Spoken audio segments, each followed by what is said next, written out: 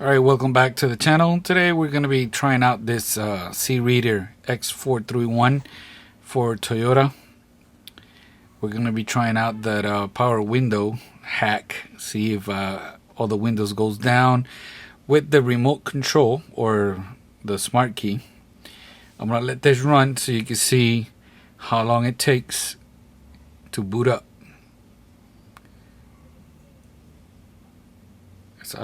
This thing has a lot of features. Alright, get comfortable in your seat. Press the start button twice without your foot on the brake pedal. We got power engine off. First thing, click on diagnostics. Then click Toyota. Then click OK. Let it do its things. Now we're going to click 16 pin for the United States. Let it do its thing. Highlander, others,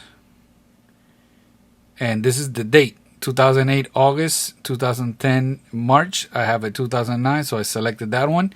I have a smart key. Now you click OK, then you press OK again, let it do its thing. Customize setting, click OK.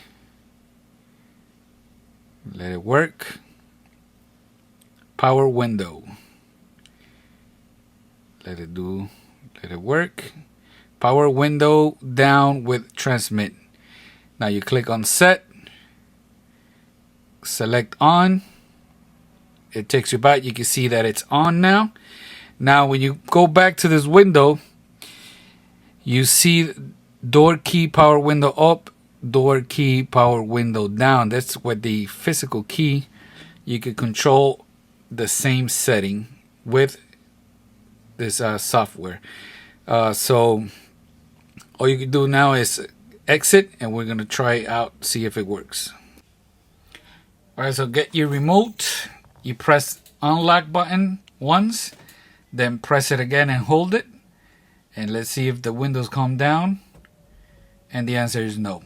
Only the sunroof opens up on this model. So on this model, the windows do not go down. Thank you for watching. Peace out.